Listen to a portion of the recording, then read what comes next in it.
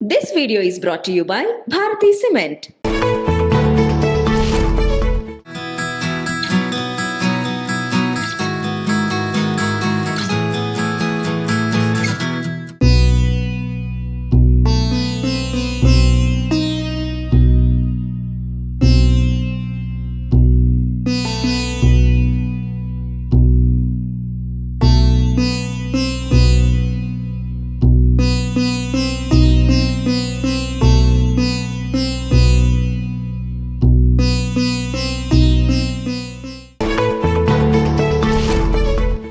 నమస్కారం.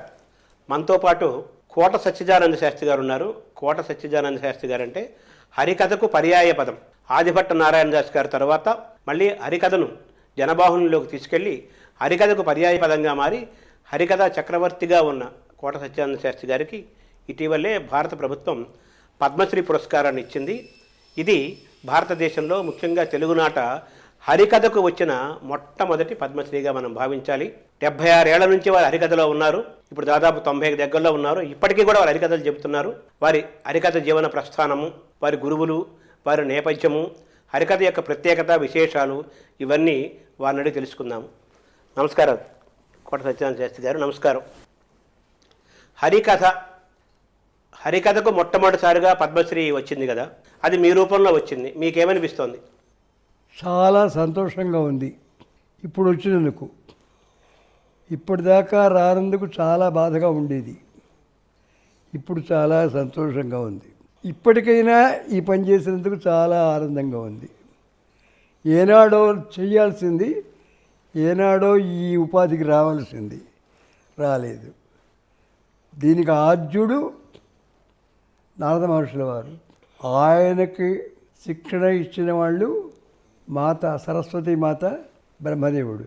ఆయన యజ్ఞయాగాదుల్లోకి వెళ్ళి హవిస్సులు ఇవ్వడం అది అయిన తర్వాత ఒక కార్యక్రమంలో అక్కడ ఉన్నటువంటి ఋత్విజులందరికీ, మహానుభావులందరికీ భగవన్నామం చేసి వినిపించేవారు.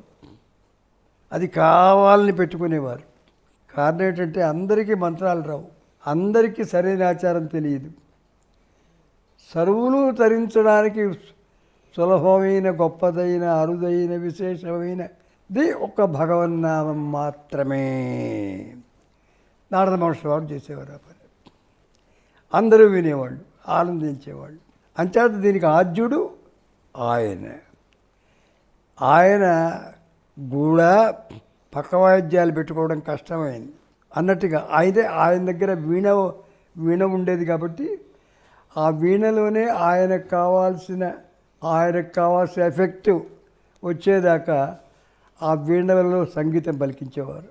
తద్వారా ఆయన చెప్పదలుచుకున్న విషయం అందరి హృదయాల్లోకి వెళ్ళిపోయేది. ఆ విధంగా వాళ్ళు ఆనందించేవాళ్ళు. దీనికి ఆయన నారద మహర్షుల వారు. ఆయన మొట్టమొదటి గురువు. ఇంకొక విశేషం ఏంటంటే కూడా ఆయన ఎవరైనా పిలిచినా పిలవకపోయినా ఆయనకి ఇష్టమైన చోటికి వెళ్ళేవాడు. గర్వం ఎక్కువగా ఉందనుకున్న చోటికి వెళ్ళేవాడు, అనాచారం ఎక్కువగా ఉందనుకున్న చోటికి వెళ్ళేవాడు. అక్కడ ప్రచారం చేసి భగవన్నామం వాళ్ళల్లో సుప్రతిష్ఠితం చేసి వాళ్ళందరూ ధర్మం వైపు తిరిగారు అని నమ్మకం వచ్చేదాకా వెళ్ళి చెప్పేవారు. ఆయనంతటా ఆయనే బాధ్యత పడి తర్వాత ఆయన వచ్చి అందరికీ చెప్పేవారు. ఆ తర్వాత ఇలా కొన్ని మనం చెప్పలేము, 1000 ఏళ్ళు అయిందో 100 ఏళ్ళు అయిందో 100 అయిందో వారు. ఆ తర్వాత అందరూ మహానుభావులు చేశారు. కలియుగంలో 20వ శతాబ్దంలో దీన్ని ఎంతోమంది ఉపాసించి చెప్పారు. గుర్తింపు వచ్చింది శ్రీమద్ ఆదిభట్ట నారాయణదాసు గారికి.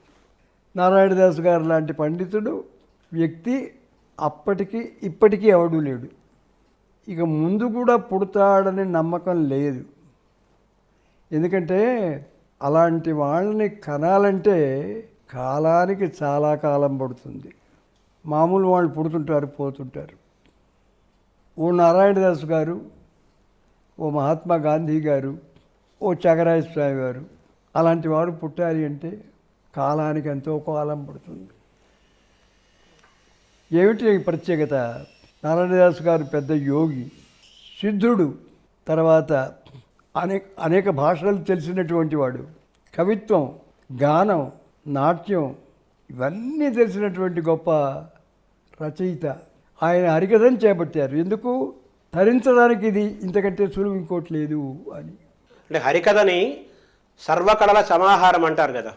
పట్టి హరికథ అనే రూపానికి ఇది ఏమిటి, ఇదేంటి అంటే చెప్పడానికి సమాధానం లేకుండా చేశారు. అంటే అన్ని కళలు దీంట్లో ఉన్నాయి.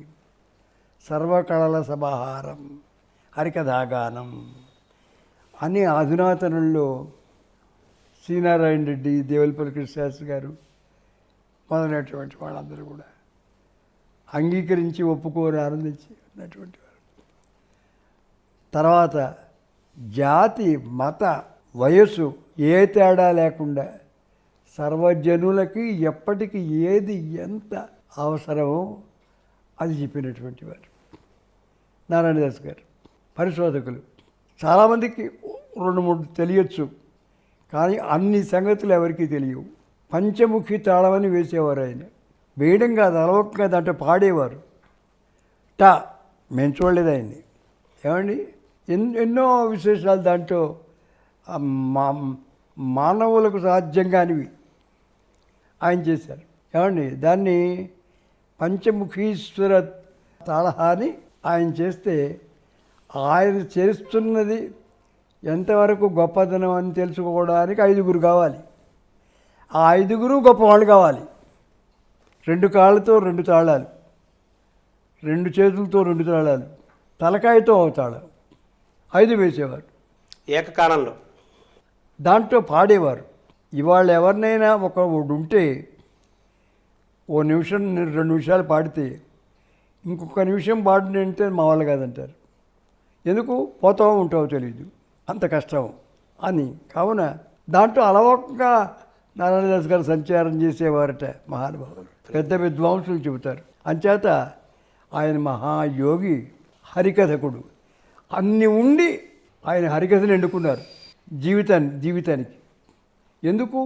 భుక్తి ముక్తి ప్రదాయకం. హరికథకుడికి భగవన్నామం చేయడం తప్పితే ఇంకేం అక్కర్లేదంటే ఊరికే విశేషంగా చెబుతున్నాను, అన్నీ ఉండాల్సిందే. మామూలుగా హరికథని చెప్తూ ఆయన అలవోకంగా శంభో అనేవారు. దేవలోకం వినిపించేది. ఇంద్రుడు, వశిష్ఠుడు, గౌతముడు, జమదగ్ని వీళ్ళంతా కూర్చొని ఎక్కడి నుంచి కేక అని అనుకునేవారు. ఓహో, మన వీడు నారాయణదాస్ గారిదే అనుకునేవారట. అలాంటి స్థితిలో ఉండేది మహానుభావుడు. ఆయన బాగా 80 ఏళ్ళు వచ్చేదాకా బ్రతికి. ఇంకో విశేషం కూడా గుర్తొస్తుంది. ఉమ్మడి మద్రాసు ప్రభుత్వంలో, అంటే ఆంధ్ర, తెలంగాణ, ఒరిస్సాలో కొంత భాగం ఉన్న మద్రాసు ప్రభుత్వంలో అప్పుడు కళాప్రపూర్ణ అనే పేరుతో ఉండేది. ఈ కళాప్రపూర్ణ ఎవరికి ఇవ్వాలి అని మన వాళ్ళ దగ్గర నుంచి బ్రిటిష్ వాళ్ళ దగ్గరికి నుంచి సందేహం వచ్చింది. అప్పుడు పాండవ ఉద్యోగ విజయాలు, పెద్ద పెద్ద వందల మంది శిష్యులు, ఈ కవులు, విశ్వనాథ సత్యనారాయణ గారి గురువు గారు చెరపల్లి వెంకటశాస్త్రి గారు, ఎవరికి ఇవ్వాలి? వారా వీర కాదు, వీరు కాదు, వారు కాదు. వారు ఆఖరికి ఆయన చెప్పారు, చెరపల్లి వెంకటశాస్త్రి గారు, ఇది ఒక్కడే ఉన్నాడు, వాడికి ఇవ్వండి అన్నారు. ఎవరండి వారు అన్నారు? అద్దాడ ఆదిభట్ట నారాయణదాస్ గారు. అద్దాడ అనేది ఆయన ఊరి పేరు, ఆయన ఇంటి పేరు కాదు. ఆయన ఇంటి పేరు ఆదిభట్టు. అద్దాడ ఆదిభట్ట నారాయణదాస్ గారికి ఇవ్వండి. ఆయన హరిదాస్. అవును. అసలు కళాప్రపూర్ణ అంటే తెలుసా? ఏ చతుషష్ఠి కళల్లో ప్రావీణ్యం ఉండాలి, లేదు చాలా కళల్లో ప్రావీణ్యం ఉండాలి. మాకు 1, 2, 3 చెప్తే తెలియదు, ఆయనకి తెలియదు, ఆయనకి అన్నీ తెలుసు, ఆయనకి ఇవ్వండి అన్నారు. అంతటి నారాయణదాస్ గారు ఒక వృత్తిగా ఎన్నుకోవడానికి ఏది బాగుంటుంది? కవిత్వమా, గానమా, ఉపన్యాసమా, పురాణమా అనుకుంటూ అన్నీ ఉన్నటువంటి ఒక ప్రక్రియ ఏమిటి? హరికథ. దానికి వేదంతో సహా, గానంతో సహా ఇచ్చేది హరికథాగానం అది నేను ఎన్నుకుంటున్నా అన్నారు. ఎన్నుకున్నారు. ఎన్నో రచనలు చేశారు, ఎన్నో వేల మందికి చెప్పారు, రాజాస్థానాల్లో చెప్పారు, పండితులు అందరి దగ్గర చెప్పారు, అన్ని రకాల పండితుల దగ్గర గొప్పవారిని పెంచుకున్నారు. వారు సత్కార్యాలు చేశారు, స్వాముల వారిని గౌరవించారు, వేదాన్ని గౌరవించారు, అన్ని కళల్ని గౌరవించారు. 80 ఏళ్ళు పైబడిన దాకా బ్రతికారు. రామాయణం పూర్తిగా రాశారు హరికథా రూపంలో. భీష్ముడు అంటే గొప్ప అభిమానం. భక్త మార్కండేయ రాశారు. ఒక స్థితిలో మార్కండేయుడు అయ్యి రాశారు, చెప్పారు. అంచేత వారి కాలం అయిపోయింది. ఏనాడు 1987 ఎప్పుడో గుర్తులేదు సరిగ్గా, అయిపోయింది, క్షమించండి. ఆ తర్వాత అప్పటికి వారుండగా వారికి ఏ బిరుదు లేదు. ఆ మద్రాసు ప్రభుత్వం అందించింది తప్ప. తర్వాత ఎన్నో ఉన్నాయి ప్రైవేటివ్. ఆ తర్వాత నారాయణదాస్ గారి టైంలో కూడా చాలామంది కొంతమంది హరికథ విద్వాంసులు ఉన్నారు. అందరికీ నారాయణదాసే ఆదర్శం, దాస్ గారి ఆదర్శం. ఆయన 1947 సుమారుగా కాలం చేశారు. అప్పటికి మేము చిన్న పిల్లలం. ఆయన్ని చూసే యోగ్యత మాకు కలగలే, తెలుసుకునే విషయం కలగలే. తర్వాత మేము చెబుతున్నాం, అప్పుడప్పుడు చెబుతున్నాం. ఆయన కథ విన్నవాళ్ళు బతికున్నారు, నా కథ వినేవారు. నన్ను అడిగేవారు, మీరు వారి శిష్యులా అనేవారు. మేము చూడలేదు సరిగాను. మరి ఏమిటి, ఆయనలాగా ఆడుతున్నారు, పాడుతున్నారు, ఆయనలాగా డ్యాన్స్ చేస్తున్నారు, ఆయనలాగా మాట్లాడుతున్నారు, నాకు తెలియదు. ఆయన అనుగ్రహం కారణం కావచ్చు, వేదమాత హరికథామాత అనుగ్రహం కావచ్చు అనేవారు. ఎంతమందో చెప్పారు, వేల వేల వేల మంది చెప్పారు. భగవంతుడికి దగ్గరగా తీసుకెళ్ళగలిగారు. మైసూరు రాజా గారి ఆస్థానంలో పట్టపుటేరుకు పోయింది. ఆయన పండితులందరినీ పిలిచి, అన్ని రాష్ట్రాల వాళ్ళు ఉన్నారు, మీరు ఎవరైనా గజేంద్ర మోక్షం చెబుతారా అన్నారు. చాలామంది చూసి మేము ఇప్పుడు సరిగ్గా చెప్పలేమన్నారు.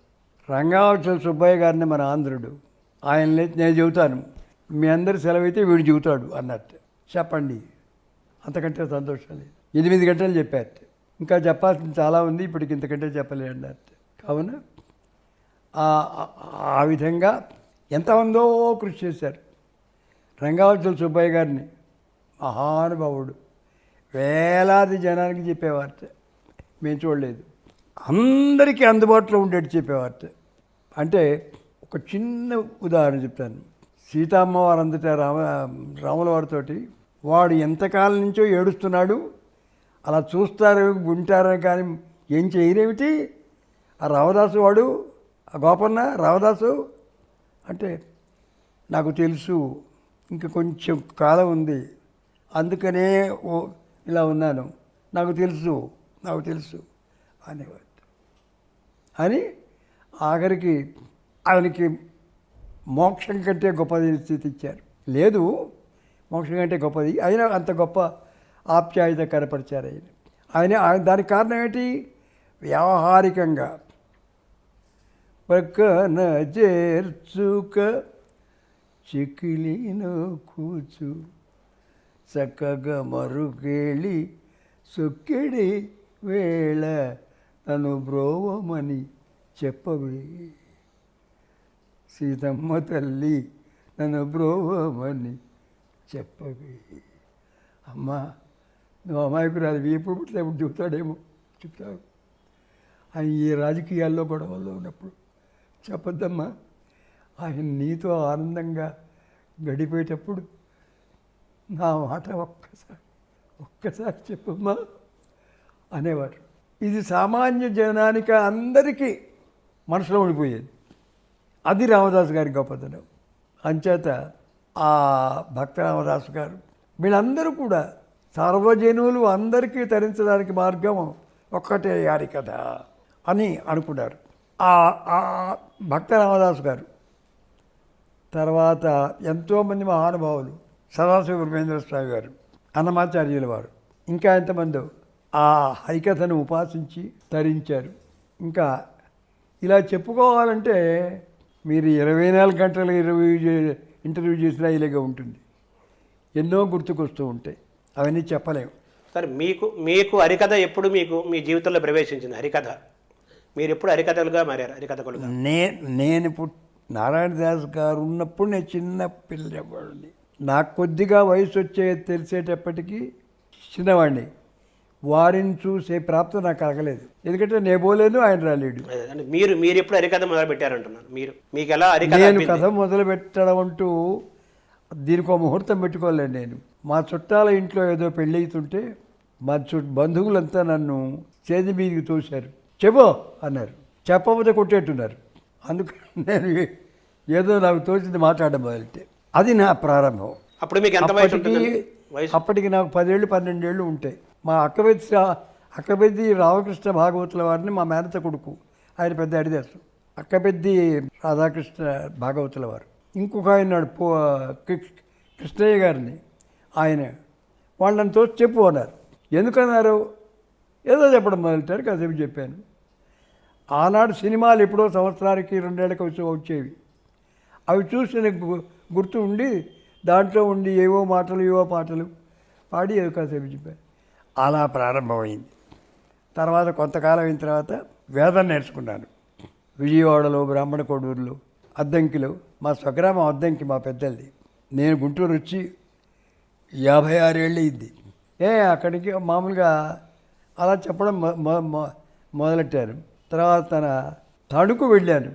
గాయకరత్న బ్రహ్మశ్రీ ముసునూరు సూర్యనారాయణమూర్తి వారిని భాగవతుల వారు అంటే వారు హరికథకులు, టీచరు, మంచి సాహిత్యం సంగీతంతో వచ్చేవారు. ఆయన పాడితే ఆనాడు గాయక లోకం అంతా తలూపేవాళ్ళు. మా అందరికంటే బాగా పాడుతున్నామని సంతోషించేవారు. వారి పాదాలు పట్టుకున్నారు. ఒక 6 నెలలు ఉన్నా వారి దగ్గర. ఆయన బిజీ, నాకేం చెప్పగలరు, ఎంత చెబుతారు? మధుకరం ఎత్తుకోవడం, మా అమ్మగారు పెట్టింది తింటాం, ఉంటాం. వీలైతే వారి పాదసేవ చేయడం. ఇది వారి దగ్గర కొన్నాళ్ళు నేర్చుకున్నా. అయితే వినేవాడిని వారు పాడుతున్నప్పుడు. అలా పాడినటువంటి వారు అప్పటికీ ఇప్పటికీ లేరు. ఇది సంగీత విద్వాంసుల అభిప్రాయం. ఆ విధంగా నేర్చుకొని తర్వాత మా నాయనగారు పోయారు.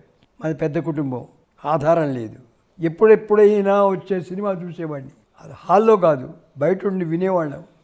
విని ఆ జ్ఞానంతో అక్కడక్కడ మాట్లాడుకుంటూ, అడుక్కుంటూ, చెప్తూ, కాపురం 7 కాపురం అది 10 చాకి తీసుకొస్తూ తింటూ ఉండేది. కొన్నాళ్ళు అయిన తర్వాత 8th స్టాండర్డ్ పరీక్ష పాస్ చేయించారు మా బావగారు. దానివల్ల హై గ్రేడ్ పాస్ అయ్యారు. 2 ఏళ్ళు అడల్ట్ ట్రైనింగ్ కర్నూలులో అదైనాను. 1 సంవత్సరం 4 నెలలు ఉద్యోగం చేశా టీచర్గా. తర్వాత నా ఉద్యోగం వాళ్ళకి, వాళ్ళ ఉద్యోగం నాకు పడలే, ఊరుకున్నా. తర్వాత హరికథలే వృత్తి, హరికథలే జీవితం. మా నాన్నగారు పోయిన తర్వాత ఈ భారం నా మీద పడిన తర్వాత అందరినీ ఎవరికి ఎంత చేయగలిగా అంత చేయగలుగుతూ చేస్తూ 3 ఏళ్ళు తెనాల్లో ఉన్నా. నాకు 60 రూపాయలు జీతం వచ్చేది. 47 రూపాయలు ఒకటింది, 13 రూపాయలు ఒకటింది. రాత్రిపూట వడ్డీ 12 రూపాయలు, ఇది 45 రూపాయలు అట్ట వచ్చేది. అది వచ్చింది ముందనే నాకు పెళ్లి చేశారు, పిల్లలు ఇచ్చారు, చేసుకున్నాను. ఆ తర్వాత హరికథలు చెబుతూ 2 రూపాయలు పుచ్చుకొని చెప్పాను, 5 రూపాయలు పుచ్చుకొని చెప్పాను. అందరినీ పోషించుకుంటూ తెనాలి వెళ్ళాను. అక్కడేదో కాస్త ప్రోత్సాహం లభించింది. 3 ఏళ్ళు ఉన్నాను. అక్కడికి విజయనగరం వెళ్ళాను, ఇంకా కొంచెం ప్రోత్సాహం లభించింది. అక్కడ 7 ఏళ్ళు ఉన్నాను. తర్వాత గుంటూరు వచ్చాను, 56 ఏళ్ళు అయింది. ఇక్కడే ఉంటున్నాను. పిల్లలు ఉన్నారు, హరికథ ఉంది, పెళ్ళిళ్ళు ఈ లోపల జరిగేవి, అవి జరుగుతున్నాయి. తర్వాత మా అమ్మగారు పోయింది. ఆ తర్వాత నా భార్య పోయింది. 30 ఏళ్ళు ఇప్పటికీ.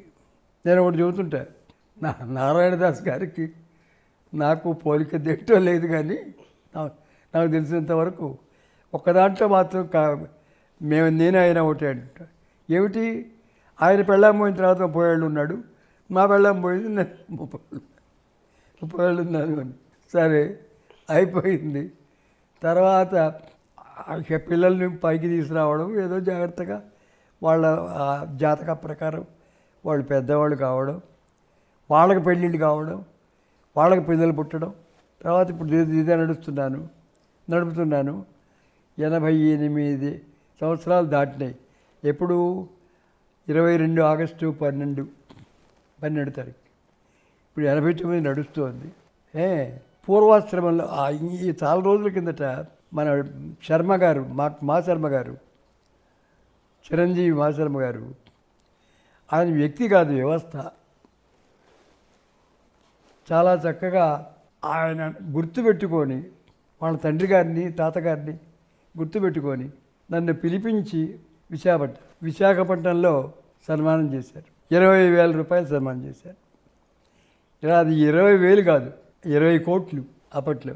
ఏమండి, దానికి మా మిత్రుడు, వాళ్ళ మిత్రుడు మన మంగళంపల్లి బాలమురళీకృష్ణ గారు వచ్చారు. ఎస్పి బాలసుబ్రహ్మణ్యం గారు వచ్చారు. ఎస్పి బాలసుబ్రహ్మణ్యం తండ్రికి నేను తెలుసు, నాకు వారు తెలుసు, పెద్దవారు సామూర్తి గారు మహానుభావులు. ఆయన గానిగవారి గురువు గారు. ఆయన ఎప్పుడైనా ఇంటి వచ్చినప్పుడు మా ఇంట్లో బస చేసి అక్కగారు బావగారు అక్కగారు అంటూ మా ఇంట్లో ఇచ్చిన ఆతిథ్యం తీసుకొని మమ్మల్ని ఆశీర్వదించి మా సోదరీమణుల్ని, మా సోదరుల్ని, మా అక్క చెల్లెళ్ళని ఆదరించి ఆనందించేవారు. తర్వాత ఇంకో విశేషం చెప్తారు, అనవసరమేమో కానీ ఆయన కథ చెబుతున్నారు మా ఇంట్లో. మా నాయనగారు వాళ్ళంతా కూర్చొని వింటున్నారు. బావగారు అంటుంటారు. నేను కుర్రాడిని వింటున్నా. ఆయన కాళిదాసు గారు వెర్రివాడు, అర్హత లేనివాడు, ఈయన కవి కాదు, మోసం చేసి నన్ను ఆయనకు ఇచ్చి వివాహం చేశారు అని ఆవిడ ఏడుస్తుంది. కాళిదాస్ గారి పెళ్ళాం. అప్పుడు ఏడుస్తే ఆయన కూడా ఏడుస్తాడు.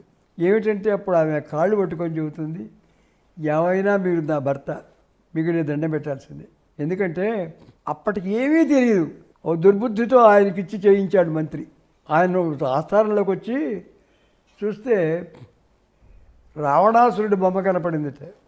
వీడు రావణాసురుడు అన్నట్ట. ఏమిటి పండితుడు అంటారు, రావణాసురుడు అంటాడు ఏమిటి అని కవి గారు ఆయన ప్రభువారు అంటే మంత్రులను సమర్థించారట. అయ్యా, వీళ్ళు 3 సోదరులు, కుంభకర్ణుడు, విభీషణుడు, రావణ. కుంభకర్ణుడిలో భకారం ఉంది, తర్వాత విభీషణుడిలో భకారం ఉంది, మరి 3వ వాడికి లేకపోవడం ఏంటి? అందుకని ఆయన ఆ విధంగా రావణాసురుడు అన్నది ఇలా సమర్థించారు. ఓయ్ బాబు, ఇంత పాండిత్యమా, నాకేం తెలియదు. కానీ ఆవిడికి తెలిసింది. కాళ్ళు పట్టుకొని నమస్కరించి, ముందర మీరు వెళ్ళి అమ్మవారిని ప్రార్థించండి. ఈ కాళుడు అనేవాడు నేరుగా రాత్రిపూట అమ్మవారి గుళ్ళోకి వెళ్ళి తలుపులు తీసున్నాయి, లోపలికి వెళ్ళాడు. అమ్మా బిద్య, కాళీ బిద్య అన్నాడు. విద్య అంత రాక బిజ్జే అన్నాడు, బెంగాలీ వాళ్ళలాగా. కాళీ బిద్య అన్నాడు. ఇక్కడ ఏడుస్తోంది పెళ్ళాం. అప్పుడు నేను పాడుతున్నాను, తారకారాజనీకా సహారావళి స్మేర చారుస్తన భోగభారాన మన్మధ్య వడ్డీ వడిచేన వీధి సముజ్జోల్లాస సందర్శితాకార సౌందర్య రత్నాకరే శ్రీకరే. ఇలా నేను ఏడుస్తున్నా, నాకు తెలీదు. కాళిదాస్ గారి పెళ్ళ ఏడుస్తుంది, ఆమెకు తెలియదు. అక్కడ వింటున్నారు చాలామంది, వాళ్ళకి తెలియదు. నాకేం తెలిసిందో ఏమిటో పెద్దగా ఏడ్చే. అదే సాంబమూర్తి గారు మీ ఇంట్లో హరికథ చెబుతున్నప్పుడు జరిగిన సన్నివేశం ఇది. నేను పెద్దగా ఏడ్చంట, ఇప్పుడు నాకు గుర్తుందా? అదే అప్పుడు వెంటనే మా నాన్నగారు, రే కిళే నువ్వు కిళే అసలు అని అన్నారట. అంటే అప్పుడు సాంబమూర్తి గారు, బావా వాడిని ఏమనొద్దు, వాడే వింటున్నాడు బాగా, మీ అందరు గారు, కాబట్టి మీరు పోండి వాడిని ఉండి. ఇదని ఎస్పి బాలసుబ్రహ్మణ్యం చెప్పాను. అవును. ఆ తర్వాత నేను కాస్త ఎక్కువగా చెబుతూ వారు చేసే త్యాగరాజ ఉత్సవానికి నన్ను పిలిపించారు. నెల్లూరు అక్కడ కూడా వెళ్ళి వారికి కూడా వినిపిస్తే ప్రతి వాళ్ళు పొగుడుతుంటే ఆయన అనేవారు, వాడిని ఎక్కువ పొగడకండి, అంతగా చాలు అనేవారు. చెడిపోతాన్ని. అంచేత ఆ విధంగా కథలు చెబుతూ 40 రోజులు అంటే 40 రోజులు చెప్పేవాడిని. ఒక్కరోజు కూడా ఖాళీగా లేకుండా. ఈ దేశాల్లో చెప్తున్నాను, తర్వాత విదేశాలకు వెళ్ళాను. మారిషస్లో చెప్పాను, లండన్లో చెప్పాను, ప్రెస్టన్లో చెప్పాను, ఇంకా ఎన్నో ఉన్నాయి, అవి నాకు గుర్తులేవు. అవన్నీ చెప్పాను. తర్వాత నాకు షష్టి పూర్తయింది, ఎవరు ఏం చేయలేదు. ఎవ్వరికీ హరికథ ఫీల్డ్లో, ఈ హరికథ రంగంలో పద్మశ్రీ బిరుదు లేదు, ఏ బిరుదు లేదు. ఇన్నాళ్ళకి ఎవరిచ్చారో తెలియదు, దీని ఛానల్ ఏమిటో తెలియదు, వ్యక్తులు తెలియదు. నాకు పద్మశ్రీ వచ్చిందన్నారు. జనవరి 24 దాకా నాకు తెలియదు. 24 దగ్గర ముందు నుంచి కలెక్టర్ ఆఫీస్ నుంచి కొంతమంది, ఎంఆర్ఓ ఆఫీస్ దగ్గర నుంచి కొంతమంది, పోలీస్ డిపార్ట్మెంట్ నుంచి కొంతమంది అడుగుతున్నారు తప్పితే ఈ చెప్పరు, నాకు తెలియదు. ఆఖరికి 24, 25 మధ్యాహ్నం దాదాపు ఒక 10 మంది ఎస్ఐలు వచ్చి మా ఇంటికి మీకు పద్మశ్రీ వచ్చింది అని చెప్పేదాకా 25, 26 వచ్చింది. పోలీస్ పెరేడ్ గ్రౌండ్లో కలెక్టర్ గారు వాళ్ళందరూ సన్మానం చేశారు. ఎంతోమంది క్షణానికి ఫోన్ చేసి దేశం అంతా నేను చెప్పున్నాను, నాకు ఫోన్ చేస్తున్నారు. నాకు విజయనగరంలో ఉండగా ఎంతోమంది తెలుసు, ఇవాళ కూడా ఎంతోమంది ఫోన్ చేస్తున్నారు. మా శర్మ గారు వచ్చి ఇంటర్వ్యూ అన్నారు, సరే అన్నాం. ఏమండి ఆయనే భోజనం అది పెట్టించి చాలా అభిమానిస్తున్నారు, డబ్బు ఇచ్చారు, డబ్బు కోసం కాకపోయినా డబ్బు ఇచ్చారు.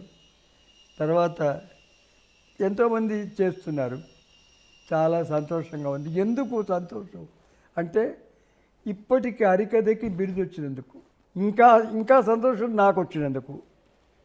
నాకు వచ్చిన దానికంటే కూడా మా హరికథకు వచ్చింది ఇన్నాళ్ళకి. తర్వాత సాంబమూర్తి గారు హరికథ విని మీరు ఏడ్చి అరిచారో అదే సాంబమూర్తి గారి పేరు మీద నెల్లూరులో ఎస్పి బాలసుబ్రహ్మణ్యం గారు మీకు ఆయన పురస్కారం ఇచ్చి మీరు సత్కరించారు. నెల్లూరులో ఎస్పి బాలసుబ్రహ్మణ్యం గారు నాకు సన్మానం చేశారు. మా శర్మ గారే ఉన్నారు. అప్పుడు ముప్పవరపు వెంకయ్య నాయుడు గారు, కమల్ హాసను, కె విశ్వనాథు, ఇంకా చాలామందికి పండితరాజు శర్మ గారి సాంబమూర్తి గారి పత్ని ఆవి ఉన్నారు. విగ్రహం ఆవిష్కరణ చేశారు ఆ రోజు. సాంబమూర్తి గారి విగ్రహం కూడా ఆవిష్కరణ చేశారు. ఆవిడ పేరు తెలుసా మీకు? సాంబమూర్తి గారి భార్య పేరు తెలుసా? ఆవిడ పేరు తెలియదు నాకు. బాలుగారు వీళ్ళంతా ఉన్నారు. వాళ్ళందరి సమక్షంలో నాకు సన్మానించారు. తర్వాత హరికథ చెప్పారు ఆ రోజు. అప్పుడు నేను హరికథ చెప్పానంటే వారు చెప్తున్నారు, సరే సంతోషం. ఇప్పుడు ఆ తర్వాత బాలసుబ్రహ్మణ్యం గారు వాళ్ళ నాయనగారి విగ్రహం పెట్టారు. అప్పుడు నన్ను పిలిపించారు. అదే సందర్భం, ఆ సందర్భమే అది కూడా. ముందు లేదు, నేను ఆ రోజు వచ్చాను. పొద్దున పూట ఏమో స్కూల్ మధ్యాహ్నం నేను ఉన్నాను. సాయంత్రం కూడా జరిగిన తర్వాత సత్కారం అనమాట. టౌన్ హాల్లో చెప్పాను అదే ఆ రోజు. తర్వాత ఆ విగ్రహాన్ని తీసుకున్నప్పుడు అందరి చేత నాకు బహుమతి ఇప్పించారు. చెప్తున్నాను, చేస్తున్నాను, ఉన్నాను. ఇది తర్వాత ఘంటసాల మంగళంపల్లి బాలమురళీకృష్ణ వాళ్ళతో అనుభవాలు. మంగళంపల్లి బాలమురళీకృష్ణ గారు నా ఫ్యాను. తమ్ముడు అని నన్ను ఎంతో ఆప్యాయంగా ఆనందంగా ఉంచుకునేవారు. ఆయన నా కథ విని, అంటే రెండు మూడు సార్లు విని, మీరు మద్రాసు రావాలి, వచ్చి తీరాలి అని పట్టుబట్టి తీసుకొని వెళ్ళి వారం రోజులు వాళ్ళ ఇంట్లో అట్టబెట్టుకొని నాకు సన్మానం చేసి, ఏమండి నాకు ఓ సెంటు బాటిల్ ఇచ్చారు, ఇది నాకు అమెరికాలో ఇచ్చారు, మీకు ఇస్తున్నాను అన్నాడు. సరే మంచిదని చెప్పాను. అని ఆయన నాకు అన్నగారులాగా చాలా ఆప్యాయతగా ఉండేవారు బాలమురళీకృష్ణ గారు. తర్వాత ఘంటసాల వెంకటేశ్వరరావు గారు అభిమాన గాయకుడు. ఆయన అంటే మాకు అందరూ ఇష్టం. మేము ఓ సినిమా నా గురువు, డ్రామా నా గురువు, కవిత్వం నా గురువు, అన్ని రంగాల్లో వాళ్ళు నా గురువులే. మేము ఘంటసాల గారి పాటలని ఎక్కువ పాడేవాడిని సినిమా చూడకుండా. అంటే మీ హరికథల్లో కూడా ఘంటసాల గారి పాటలు పద్యాలు మీరు చూపించేవాళ్ళు కదా. సినిమా చూడడానికి నాకు శక్తి లేదు అప్పుడు. అదే పక్క నుండి విని పాడేవాళ్ళం. అలాంటి ఘంటసాల గారు నాకు అమెరికా వెళ్ళొచ్చిన తర్వాత సంవత్సరంలో ప్రోగ్రాం పెట్టాలన్నారు గుంటూరులో. గుంటూరు వచ్చినప్పుడు ఎందుకు ఆ షడ్డకుడు గుంటూరులో పనిచేస్తాడు శివాలయంలో కొత్తపేటలో. ఆయన నా దగ్గరికి వచ్చి మా వాడు ఘంటసాల నీ కథ కావాలంటున్నాడు, నువ్వు చెప్పాలి, చెబుతావా లేదా, చెప్పి తీరాలి. ఎక్కడ? ఏలూరులో. ఎక్కడ? శివాలయం దగ్గర. ఆయన పూజారి దానికి. వాడు వస్తాడు, వాళ్ళ గురువుగారు వస్తారు, మేనమామలు వస్తారు, వాడు ఆవిడ వస్తుంది, అందరు వస్తారు, నువ్వు రావాలి. మావాడు చెప్పాడు కరుణశ్రీ రావాలి, తమ్ముడు కూడా మాధవరావు శర్మ గారు రావాలి. నువ్వు వస్తానంటే వస్తానన్నాడు, లేకపోతే లేదన్నాడు. నువ్వు వస్తావా లేదా? నేను కోర్టు ఆర్డర్ లాగా నేను చాలా బాగా సంతోషపడి ఆయన దగ్గరగా చూడొచ్చు కదా నేను వస్తే. అంటే నేను రాకుండా ఎందుకుంటాను, తప్పకుండా అవన్నీ పనులు వస్తాను అని వెళ్ళా. ఏలూరు వెళ్ళారు, ఘంటసాల గారు హరికథ చెప్పారు అక్కడ. ఏలూరు వెళ్ళారు. ఎంత కావలించుకొని చాలా సంతోషపడ్డాడు. ఇక భోజనాలు చేస్తూ ఉన్నారు. అదేగా మాకు. సరే భోజనాలు మొదలెట్టాం. ఆహా, అమెరికాలో భోంచేస్తున్నట్టుగా ఉంది. నేను అమెరికాలో భోంచేస్తున్నప్పుడు చక్కెర పొగలు చేసి పెట్టారు, తేనెతో కలిపి పెట్టారు. ఎంతో మెచ్చుకున్నారు, చాలా సంతోషంగా ఉంది అని. ఈ భోజనం కబుర్లు, ఆ కబుర్లు, ఈ కబుర్లు ఇవన్నీ చెప్పుకున్న తర్వాత సాయంకాలం సల్మానం ఆయనకి. మధ్యాహ్నం భోజనాలు అయినాయి. కాసేపు పడుకున్న తర్వాత పడుకున్నాం. ఒకరొచ్చి చంద్రకళ డాన్స్ పెడుతున్నా, మీరు రావాలన్నారు. సినిమా యాక్టర్ చంద్రకళ, ఆయన్ని ఘంటసాల గారిని. అదే ఘంటసాల గారు రమ్మన్నారు. Cinema actor Chandrakala. అదే ఘంటసాల గారు అన్నారు, నేను రాను అన్నారు. అదేంటండి అన్నారు. నేను ఇక్కడ కోట సత్యశాస్త్రి కథ పెట్టుకొని చంద్రకళ డాన్స్కి వస్తానా? నేను వినాలి, రాను, ఎంతసేపు రాను. వాళ్ళు పిలిచి వెళ్ళిపోయారు పాపం. కథ మొదలైంది ఇది సన్మానం. ఈ ఘంటసాల గారి పాటలు పాడతాం, అది పాడతాం, ఇది పాడతాం అని చాలామంది 2 గంటలు ఆయన తిన్నారు. తినేశారు ఆయన. సావిత్రమ్మ గారు కూర్చొని అంటే ఆయన భార్య చూస్తూ ఉంది. భార్య ఆయన మేనమంగళులు ఉన్నారు, వాళ్ళంతా ఉన్నారు, అందరు ఉన్నారు, షడ్డకులు ఉన్నారు, అందరు ఉన్నారు. ఆయన జంజాలి బాబాయ్ శాస్త్రి గారు ఉన్నారు, ఆయన పద్యాలు పాడారు. మాధవరావు శర్మ గారు ఉన్నారు, ఉపన్యాసం మాటలు చెప్పారు. ఇంకోరు ఉన్నారు, అందరూ సరే.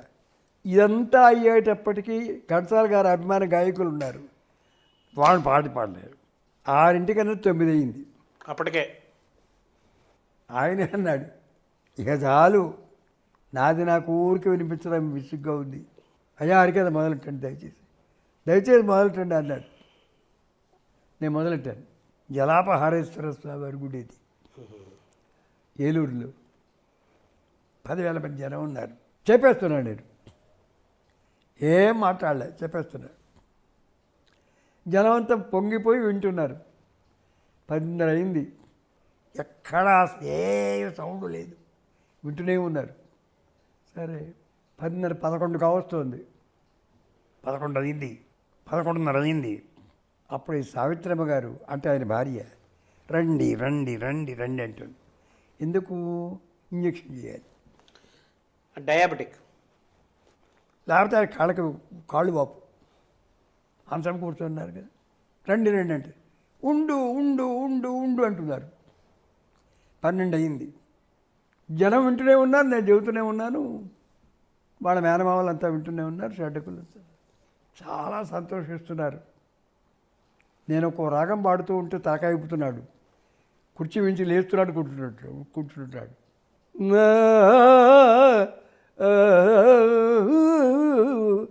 అని కాంబోజీ రాగంలో పాడాను. మళ్ళీ ఇలాగా ఎంతసేపు అయింది. తర్వాత అది ఏంటి సార్, అది కాంబోజీ రాగంలో మీరు పాడిన ఏంటది? కాంబోజీ ఆ కీర్తన ఏంటి సార్?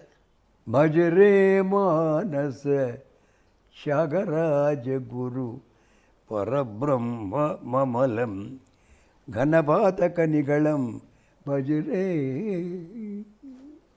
అనే కీర్తన. సరే ఘంటసాల గారు చాలా సంతోషించి అది పాట అయిపోయిన తర్వాత ఇంకోసారి పాడు అన్నారు. మళ్ళీ విజితైక తాపత్రయమఖండ విజ్ఞానధన ముపయ సాద్గుణం భజరే మానస త్యాగరాజ గురు పరబ్రహ్మమలం గణపాతక నిగళం భజరే. ముగించాను. మళ్ళీ వాడు అన్నాడు, ఇక దయచేసి మళ్ళీ వాడిని అన్నాడు. బాబా బాబా సరే మళ్ళీ అక్షరానంద సామ్రాజ్యగతం సాక్షాత్ సగుణోపాసన స్థితం దీక్షితాభ్యుదయ దినకర కురమణి నామ వినోదం భజనే. అబ్బా ఎంత బాగుంది, చాలా సంతోషంగా ఉంది. నాకు అసలు లేద్దామనిపించడం లేదు. కాళ్ళు పట్టుకుపోయినా సరే ఏమైనా సరే అని కూర్చున్నాడు. 1 గంట అయిందండి. అప్పుడు సావిత్రమ్మ గారు ఇంకా ఎక్కువ అప్పుడు కూర్చుని అప్పుడు అన్నారు, శాస్త్రి గారు ఏంటండి ఒక్కసారి వీళ్ళు రావచ్చా అదే అదే అంటే నేను అన్నాను, నీ చెబుతున్నది వింటున్నది పాడుతున్నది మీకోసం వీళ్ళ కోసం కాదు. ఈ జనం నాకు మామూలే. ఒక్క 10 నిమిషాలు నేను అందరం వెళ్ళిపోదాం కానివ్వండి అని మళ్ళీ కూర్చున్నాను. గంట బాగైంది. మళ్ళీ 1 గంట దాటింది, 1:30. అప్పుడు ముగించేశాను నేను. అంటే మీరు అందులోకి హరికథ దీంట్లోకి వెళ్తే మీకు కూడా సమయం తెలీదు. మీకు తెలియకుండా అలా వెళ్ళిపోతుంది. ఏదో ఏదో ఏదో ఏదో గుర్తొస్తుంటుంది, ఏదో చెబుతుంటాం. ఏదో అక్కడ ప్రాప్తం ఉన్న వాళ్ళకి ఏది ప్రాప్తం ఉంటే అది వస్తూనే ఉంటుంది. అదే తర్వాత మీరు హరికథలు స్వయంగా చెప్పడమే కాకుండా హరికథ త్రయం, వాగ్గేయ త్రయం లాగా హరికథ త్రయం పేరున మీరు ఎవ్రీ ఇయర్ కూడా కొంతమందికి పురస్కారాలు ఇవ్వడం, వాళ్ళ ఉత్సవాలు చేయడం చేస్తారు కదా. ఆ హరికథ త్రయం ఎవరెవరు, మీరు ఎందుకు అలా చేస్తున్నారు, దాని ప్రేరణ ఏంటి? అక్కడ అయిపోయింది. తర్వాత ఘంటసాల వెంకటేశ్వరరావు గారు ఆయన లేచి హరికథ చచ్చిపోలేదని నేను అనుకుంటున్నా. ఆయన మాటలు నా మాటలు. హరికథ చచ్చిపోలేదు. శాస్త్రి గారు చాలా అద్భుతమైనటువంటి కథాగానం చేశారు. నాకు చాలా ఆనందంగా ఉంది. చెప్పలేను, వ్యక్తం చేయలేను. ఇప్పటికీ మహానుభావుడికి గవర్నమెంట్ వాడు సన్మానం చేయకపోవడం ఏంటి నాకు చాలా బాధగా ఉంది. సరే చేస్తే వాళ్ళు చేస్తారు, అది నేను చేస్తా. మద్రాసులో చేస్తా, లేదు ఆంధ్రప్రదేశ్లో చేస్తా అన్నారు. తర్వాత ఫోటో తీసుకోవడం ఈ కార్యక్రమాలు ఉన్నాయి. తర్వాత 1 సంవత్సర కాలమే ఆయన బతుకున్నారు. ఆ సంవత్సరం ఆయన బిజీ, నాకు అంతకంటే బిజీ, కుదరలే. ఆయన పోయినారు. తర్వాత నాకెప్పుడో తెలియదు, 1913 అంటారు కొంతమంది, ఏదో ఎంత అంటారు. చూడామణి బిరుదు ఇచ్చారు విజయనగరంలో. అయిపోయింది. తర్వాత మళ్ళా చాలామంది విద్వాంసులు విజయనగరంలో బిరుదిచ్చారు.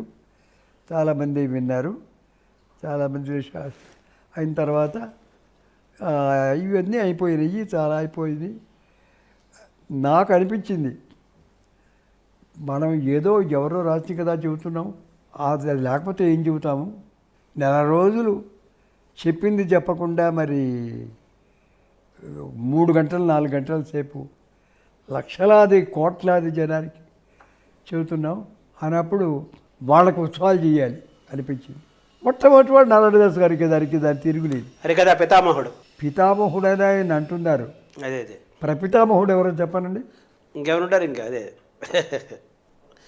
నారదుడు. అంతే, ఎవరు లేరు. అదే అది ఈ ముగ్గురికి చెప్తున్నారు కదా నారాయణదాస్ గారు చెప్తున్నారు. అంచేత ఆయన కథ నా కథ విన్న వాళ్ళు అడుగుతారు నన్ను, మీరు వారి శిష్యులా అంటారు. ఎందుకు అడుగుతున్నారు? అలా చేతులు తిప్పుతున్నారే, అలా అంటున్నారే, అలా పడుతున్నారే. అంచేత కేవలం వారి దయ తప్పితే నేను శిష్యుడు కాదు, వారిని చూసే భాగ్యం కూడా కలిగలేదు.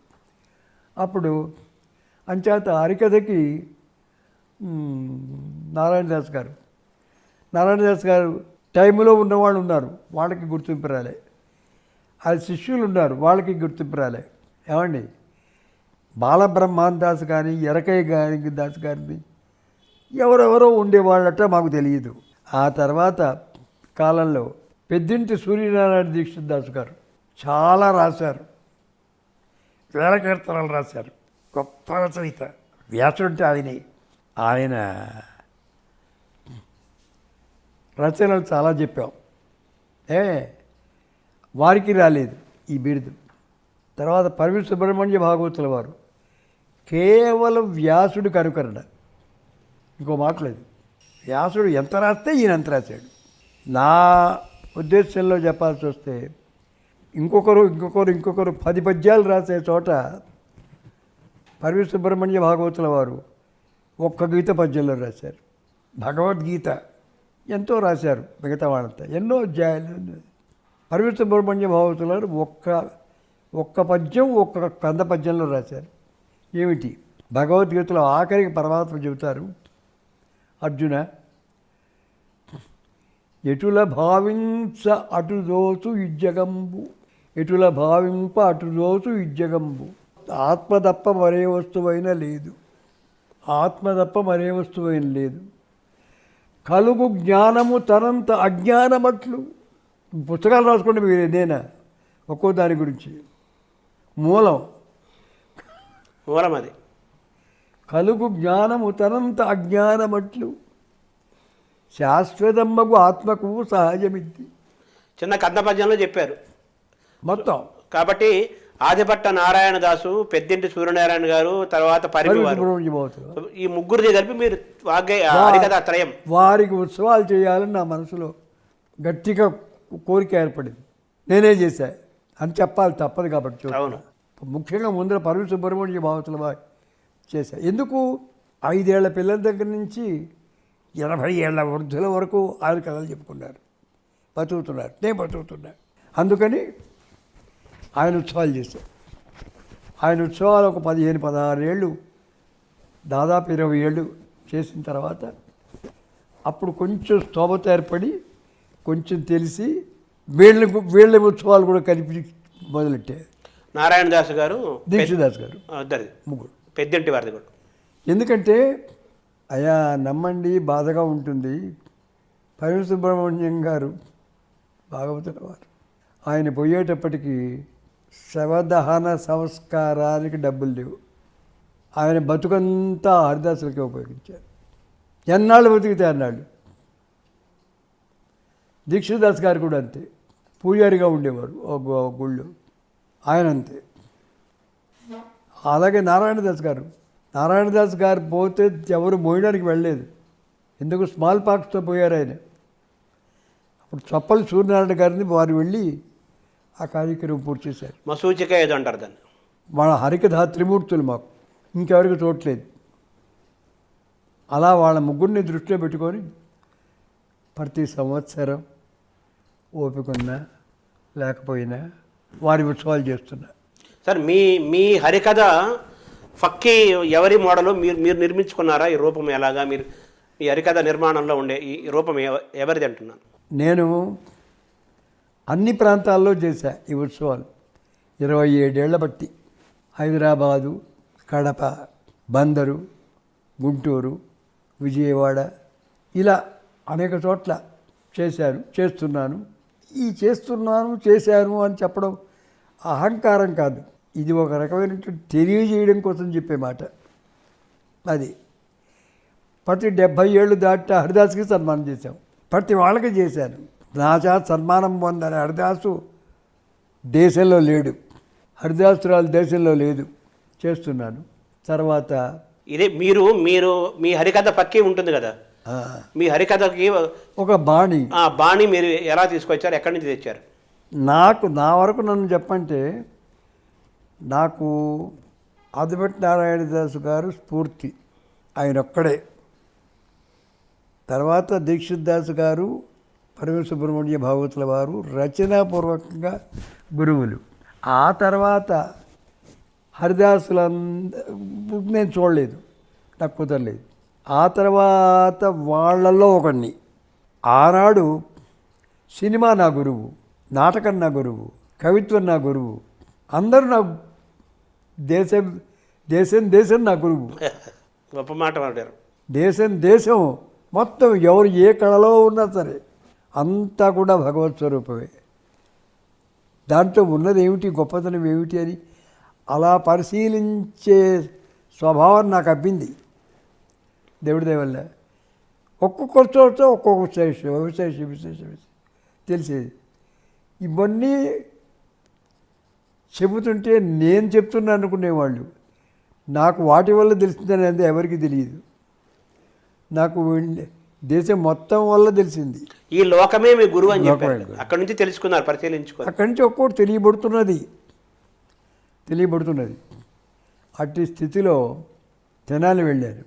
సుప్రసిద్ధ అనుమోదపాసకులు, మహానుభావులు, వేదాంత వైద్యులు, గొప్ప సిద్ధాంతులు, మానవ రూపంలో ఉన్న ఆంజనేయ స్వామి గారు, భాగవత అన్నపూర్ణయ్య గారు, సిద్ధాంతి గారు, వారి పాదాలు పట్టుకునే భాగ్యం కలిగింది. అప్పటి నుంచి ఉపాసనాపరంగా కొంత పైకి వెళ్తూ చాలామందికి చెప్పిస్తూ ఇప్పటికీ ఎన్ని వేల ప్రదర్శనలు చెప్పాను అంటే గుర్తులేదు సరిగా, 25,000 ఉండొచ్చు ఈజీగా ఉన్నాయి.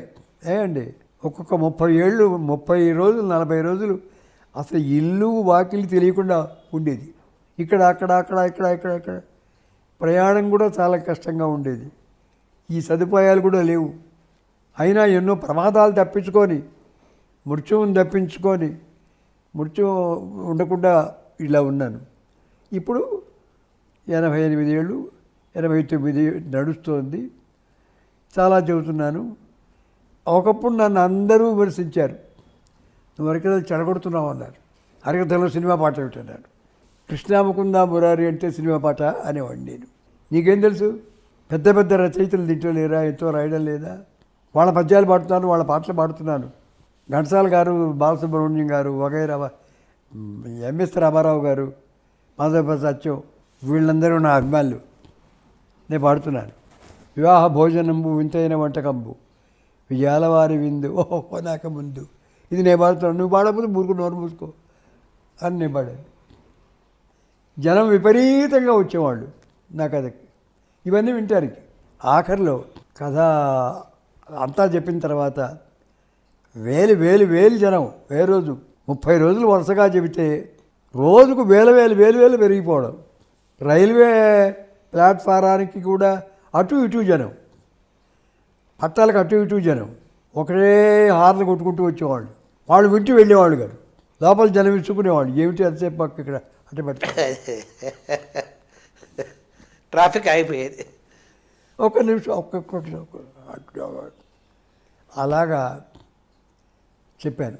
తర్వాత చేశాను.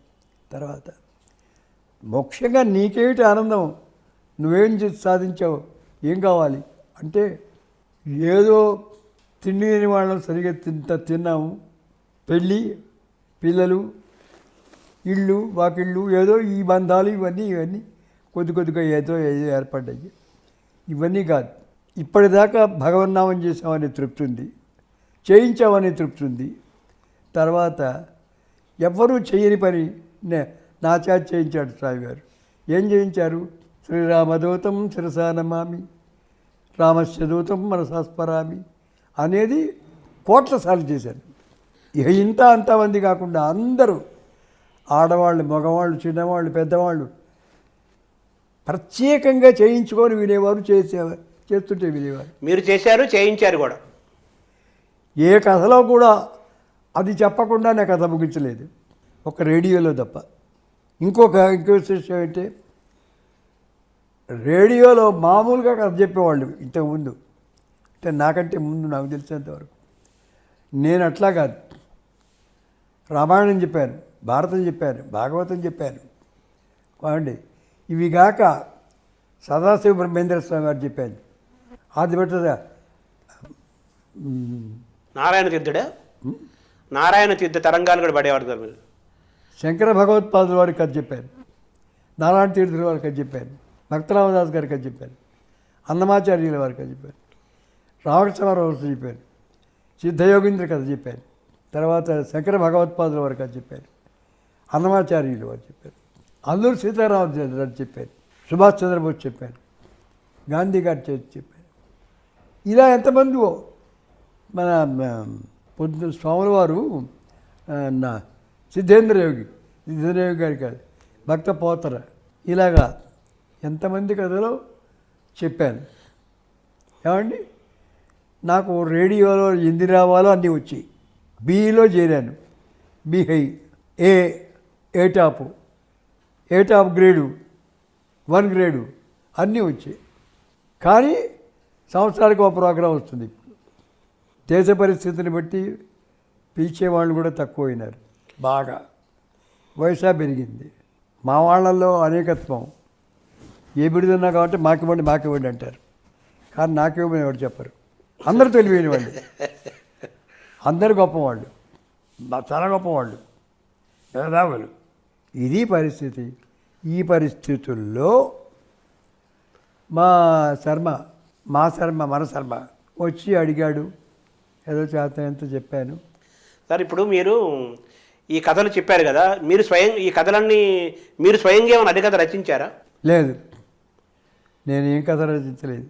వాళ్ళ కథల్లో ఉన్న విశేషాలు, వాళ్ళ రచనల్లో ఉన్న విశేషాలు చెప్పడానికే నాకు సరిపోవడం లేదు. నేను రచించే పని పెట్టుకోలేదు. అందరి రచనల్లో ఉన్న సొబగు, ఆనందం, గొప్పదనం, విశేషం నా కథలో ఉన్నాయి. అందరికీ చెప్తాను. అంచేత పెద్ద యాక్టర్స్ అద్దంకి శ్రీరామూర్తి గారు, మాధవపతి వెంకటరావు గారు, ఎన్టీ రామారావు, అక్కినేని నాగేశ్వరరావు గారు కూడా మీ హరికథలు విన్నారు, మిమ్మల్ని ప్రశంసించారు. మిమ్మల్ని హీరో అనేది అన్నారట కదా అక్కినేని నాగేశ్వరరావు గారు 1907 అనుకుంటారు, హైదరాబాద్ చారాయిత్వాల్లో చగరాజస్వామి గారి భవన్లో నేను చెప్తున్నప్పుడు వచ్చారు. నేను ఉదయం 6:30 మొదలు చెబుతూనే ఉన్నాను. మల్లెల బాల సుబ్బరామరెడ్డి ఎవరు ఆయన వచ్చాడు, ఎంఎస్ రెడ్డి, ఇంకెవరో చాలామంది ఉన్నారు. అంతా సినిమా వాళ్ళు. జమున వచ్చి అందరూ వచ్చారు. నేను చెబుతున్నాను, హౌస్ అంతా ఫుల్, పైన కింద అక్కడ. బయట కెమెరాలు పెట్టారు. చెప్తున్నాను, హరికథ చెబుతున్నారు మీరు. 12 గంటలు చెప్పాలి. అబ్బో, ఈ ఉపాధి 12 గంటలు చెప్పాలి నిర్ణయం. లేదు, చెబుతున్నా. 6:30 మొదలెట్టే ఉదయం చెబుతున్నాను. ఈ చెబుతున్నాను చేస్తున్నానని చెప్పడం అహంకారం కాదు, జరిగింది విశ్వాసం. చెప్పడం కోసం. 3:30కి వచ్చాడు అక్కినేని నాగేశ్వరరావు. 3ంటికి వచ్చాడు, కూర్చున్నాడు, వింటున్నాడు. 4 అయింది. మంచి రెస్పాన్స్గా ఉంది, చాలా బాగా జరుగుతుంది. 5 అయింది, వింటూనే ఉన్నాడు, నవ్వుతూనే ఉన్నాడు, ఆనందిస్తున్నాడు. 6 అయింది, వింటూనే ఉన్నాడు. అప్పుడు 6:30 దాటింది. తర్వాత ఏమైనా ప్రోగ్రామ్స్ ఉన్నాయి, నేను ముగించేశాను. ముగించిన తర్వాత ఇవాళ సుబ్బారామరెడ్డి స్టేజ్ మీదకి వచ్చి ఏమిటి సెక్రటరీ వాళ్ళు ఏమన్నారంటే, ఆయన చెప్పేది మాకు అర్థం కావడం లేదు, అది రామాయణమో తెలియదు, భారతమో తెలియదు, భాగవతమో తెలియదు, ఆయనకి ఎక్కడ తోస్తే అక్కడ చెబుతున్నారు అని ఏదో చెప్పారు. చాలా బాగుంది అది. ముఖ్యంగా నాగేశ్వరరావు గారు లేచి, అసలు ఏమిటి ప్రజ్ఞ నాకేం అర్థం కావడం లేదు, నేను ఇప్పటికి వెళ్ళలేదు, ఆయన చెప్తూనే ఉన్నాడు, నేను 3:30కి వచ్చాను, బహుశా 3:30కు మొదలెట్టారేమో అనుకున్నాను నేను. అప్పటికి ఆయన దాదాపు 10 గంటల దగ్గర నుంచి చెబుతున్నారు, ఇప్పుడు చెబుతూనే ఉన్నారు. ఇదేమిటి అసలు ఇది, నాకు ఎప్పుడు తెలియదే, నాకు అర్థమైంది, చెప్తున్నాను. అయ్యా హరిదాస్ గారు, రియల్ హీరో మీరు, నేను కాదు. మాకు మేకప్ మ్యాన్ ఉంటాడు, పాడినవాడు ఉంటాడు, రాసినవాడు ఉంటాడు, చెప్పేవాడు ఉంటాడు, డైరెక్టర్ ఉంటారు, సహా యాక్టర్లు ఉంటారు. మేము చెప్పేది డైలాగు, అది బాగుంటే ముంచుకుంటారు, లేకపోతే ఇంకోసారి చెప్పండి అంటారు. మరి నేను వింటున్న దగ్గర నుంచే చూస్తున్నాను. మీకు మేకప్ ఎవరు చేస్తున్నాడు, సెట్ ఉందా, పాండిత్యం ఉందా, ఎవరు రాశారా, ఎవరిని పాడుతున్నారా, ఎవరిని చెబుతున్నారా, అన్నీ మీరే. మరి ఈ జనం చూడబోతే ఇట్లా ఇంకా ఇంకా ఇంకా ఎక్కువ వింటున్నారు. ఆహా, హరికథ అంటే ఆర్ట్ లేదు, నిజమైన హీరో హరిదాస్, మేం కాదు అంటూ ముఖ్యంగా ఆ వాల్మీకిని వ్యాసుడిని అభినందించాలండి అన్నాడు ఆయన. ఇలా మాట్లాడి అంటే ఎందుకన్నాడు సార్ ఆ మాట? వాల్మీకి వ్యాసుల గురించి ఎందుకన్నాడు? ఆయన ఆ రచనలో ఉన్నటువంటి ఆ పాత్రలో ఉన్న విశేషాలని ఆకలింపు చేసుకొని అన్నాడు. ఇప్పుడు రామాయణ మహారత్నం వందేనుల ఆత్మజం అని ఆంజనేయ స్వామి వారిని ఎందుకన్నారు? పూర్తి అవగాహన ఉండబట్టి, పూర్తి అవగాహన ఉన్న ఏకైక శక్తి కాబట్టి. అట్లాగే నేను చెప్పేది ఏమిటో అందరికీ అర్థమవుతుంది, నవ్వుతున్నారు, ఆడుతున్నారు, పాడుతున్నారు అన్నారు. ఏం చదువుతున్నారు నేను అనుకోవడం లేదు, వాళ్ళు వింటున్నారు. ఇది నాగేశ్వరరావు గారికి ఆశ్చర్యం వేసింది. ఇది సబ్జెక్టు కాదు, ఇంకోటి కాదు. ఇన్ని పాత్రలు, అన్ని పాత్రలు కనపడుతున్నాయి, ఆనందిస్తున్నారు. వెనకంచి ఎవరు ఇలా చెప్పు ఇలా ఊరుకొని అంటం లేదు. ఇదేమిటిది? అది ఆయన ఆలోచనలో పడి బాగా ఆయన చెప్పింది ఏమిటంటే, నారాయణదాస్ గారు ఎప్పుడో చెప్పారు ఏమిటంటే, కావ్యం వ్రాస్తే వాల్మీకి రాయాలి, శాస్త్రం చెబితే వ్యాసుడు చెప్పాలి.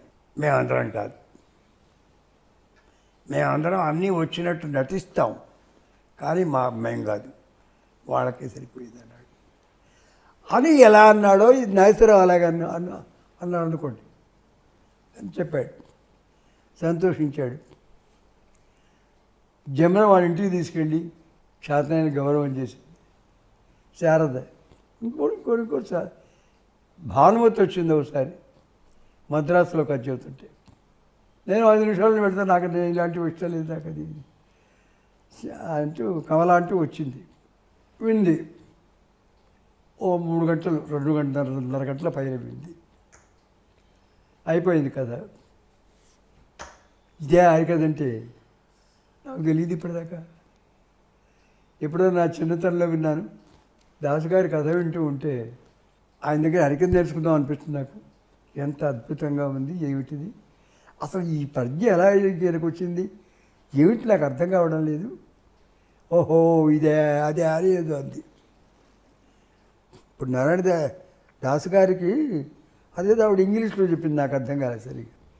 ఆవిడ అది ఉంది ఇది ఉంది అని దాసుగారికి ఏదో ఈ ఏదో చెప్పి ఇంగ్లీష్లో చెప్పింది, అవి నాకు సరిగ్గా అర్థం కాదు. ఆఖరి చెప్పింది ఏంటంటే, నాకేమాత్రం వీలున్నా ఆయన దగ్గర హరికథ నేర్చుకోవాలనిపిస్తుంది అంది. నారాయణదాస్ గారి దగ్గర నేర్చుకోలేకపోయాను, కనీసం మీ దగ్గర నేర్చుకొని నేను అది ఆ వెలితి తీర్చుకుంటానని నా ఉద్దేశంతో అన్నది భానుమతి గారు. ఇప్పుడు నాకు తెలియదు ఇలా ఉంటుందని హరికథ అంటే అని. భానుమతి, సావిత్రి, జమున, శారద సార్ తర్వాత ఈ హరికథ అనేది మిగతా ప్రాంతాల తెలుగునాటనే ఉందా ఏంటి, ఎలా చూడాలి హరికథ? అన్ని చోట్ల ఉన్నాయి, తక్కువ. మన రాష్ట్రంలో ఉన్నట్టుగా మిగతా రాష్ట్రాల్లో తక్కువ. ఇది ఎందుకంటే ఇది భాషకు సంబంధించింది కదా.